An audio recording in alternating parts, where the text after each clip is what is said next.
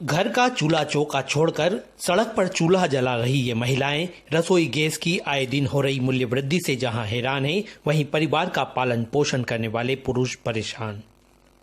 इन महिलाओं की चिंता जायज है कि अगर इसी तरह रसोई गैस के दाम बढ़ते रहे तो उन्हें जल्द ही चूल्हा जलाकर रोटी बनाने के लिए इस तरह मजबूर होना पड़ेगा।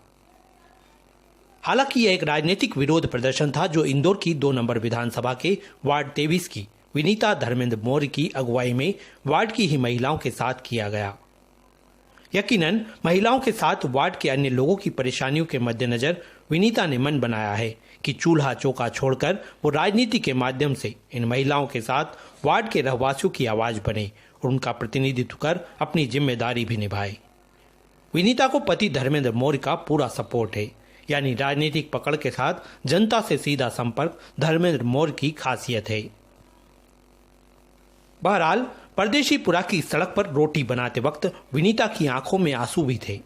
हालांकि ये आंसू उस चूल्हे से निकल रहे धुएं के थे जिस चूल्हे को वे वर्षों पहले छोड़कर रसोई गैस के माध्यम से सुकून का अनुभव कर रही थी, लेकिन आज उसे रसोई गैस की उन टंकियों पर भी संवेदना व्यक्त करना पड़ी। महंगाई के प्रति विरोध कर रहे हैं। गैस की टंकी जो महंगी हो गई है, 850 तक की टंकी हो गई है, उसके खिलाफ ये प्रदर्शन किया जा रहा है कि खाना बनाकर यहाँ दिखाया जा रहा है कि चूल्हे पे एक स्थिति ऐसी आ जाएगी कि हमको चूल्हे पे खाना बनाना पड़ेगा। अगर इसी तरह से महंगाई बढ़ती रही तो सभी नारियों को फिर चूल्हे पर खाना बनाना पड़ेगा, ऐसी स्थिति आ जाएगी। हाँ, सभी लोग मिलके ये कर रहे हैं, सभी महिलाएं मिलके ये विरोध कर रही है। यह सही है कि विरोध स्वरूप यह प्रदर्शन कांग्रेस पार्टी से जुड़ी महिलाओं का है, जिसे विपक्ष में रहते सरकार की किसी न किसी रूप में घेराबंदी करना जरूरी भी है और मजबूरी भी। यही कारण रहा कि विनीता मौर्य का हौसला बढ़ाने शहर महिला कांग्रेस की अध्यक्ष शशि यादव के साथ अन्य महिला नेत्रियों ने भी इस प्रदर्शन में बराबरी भागीदारी निभाई। लेकिन विरोध प्रदर्शन में वे हर उस परिवार की आवाज बुलंद करती नजर आई जिसका राजनीति से भले ही दूर तक का रिश्ता न हो, लेकिन रोजी रोटी से ताल्लुक जरूर रखता है। इनका कहना है कि सरकार को आम आदमी के रोजमर्रा की जिंदगी में काम आने वाली हर वस्तु के दामों पर नियंत्रण करने के साथ राहत भी देना चाहिए। जिस तरह से पूरे प्रदेश में, पूरे देश में महंगाई अपने चरम पे है, महिलाओं की किचन व्यवस्थाएं बिगड़ रही हैं और हमारी सरकार की नीति रीति जिस तरह से जनता के अहित की ओर जा रही है, जनता परेशानी से अभी कोविड की आपदा से उभरी नहीं है, कोविड अभी चल ही रहा है, रोजगार नहीं है, मजदूरी नहीं है और हर वर्ग का व्यक्ति परेशान है इस महंगाई से।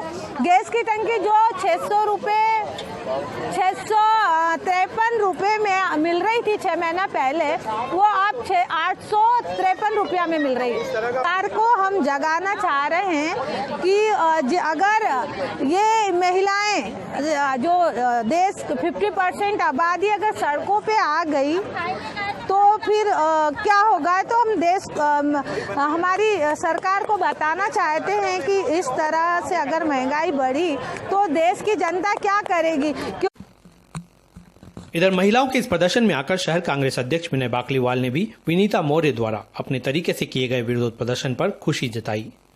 उन्होंने कहा कि जिम्मेदारों को जगाने के लिए जरूरी नहीं कि आक्रोश ही दिखाया जाए, बल्कि आम जनता की सहभागिता से शांतिपूर्वक भी अपनी नाराजगी का इजहार किया जा सकता है, जो कांग्रेस नेता धर्मेंद्र मौर्य ने अपनी पत्नी विनीता को आगे लाकर किया है।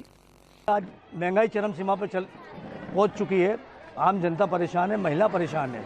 आज महिलाओं को मजबूरन विनीता धर्मेंद्र मौर्य के नेतृत्व में आज यहाँ पर एक बहुत बड़ा आयोजन किया गया, जिसमें वो खुद रोटी पका रही है और खाना बना रही है। ये मोदी सरकार और केंद्र शिवराज सिंह सरकार को सोचने का विषय है कि अगर महिला शक्ति सड़क पर उतर गई है तो ये मानना आने वाला समय आपके लिए खतरनाक होगा। हम आपको बता दें कि 2 नंबर विधानसभा यानी बीजेपी के इस गढ़ में कांग्रेस को गतिशील रखने में धर्मेंद्र मौर्य की अपनी भूमिका है और सक्रियता भी। हालांकि वार्ड 23 महिलाओं के लिए आरक्षित है। ऐसे में पत्नी विनीता को आगे लाकर वे जनता द्वारा दी गई जिम्मेदारी उसी जनता की ताकत से निभाना चाहते हैं और ऐसे में किए जाने वाले आयोजन विनीता मौर्य की दावेदारी को और भी मजबूत करते नजर आते हैं। हम आपको